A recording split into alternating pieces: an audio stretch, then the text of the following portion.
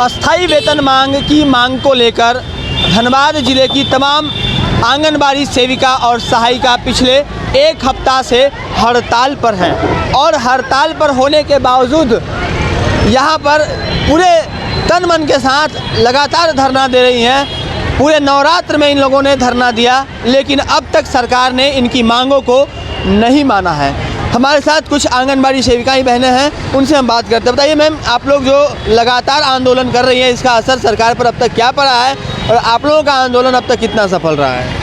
अभी तो हमारा सफल ही सफल है और आगे भी जब तक हमारी मांगे पूरी नहीं होगी तब तक इसी तरह हम अनिश्चितकालीन हैं। क्या क्या मांगे हैं आप लोगों की?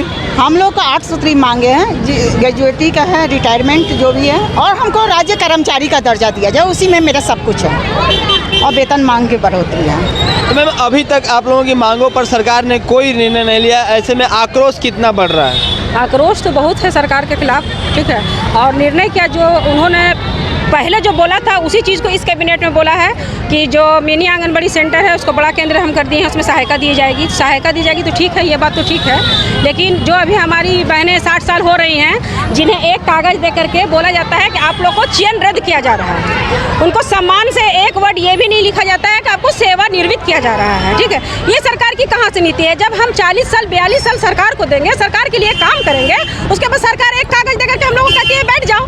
बुढ़ापा में हमारा कौन प्रवस्ती उठाएगा?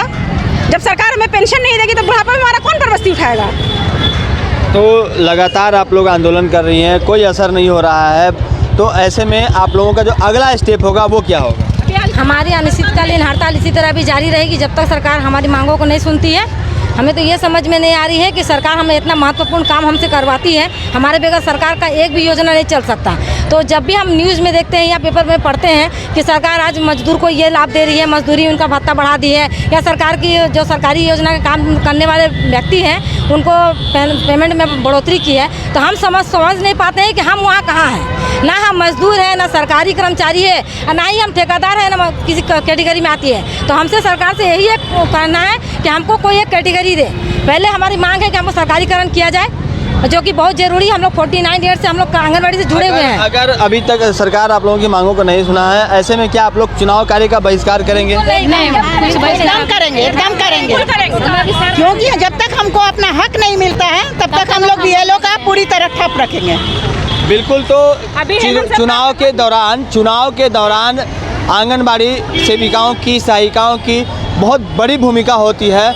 इनके द्वारा ही 100% वोटिंग करवाने का प्रयास किया जाता है।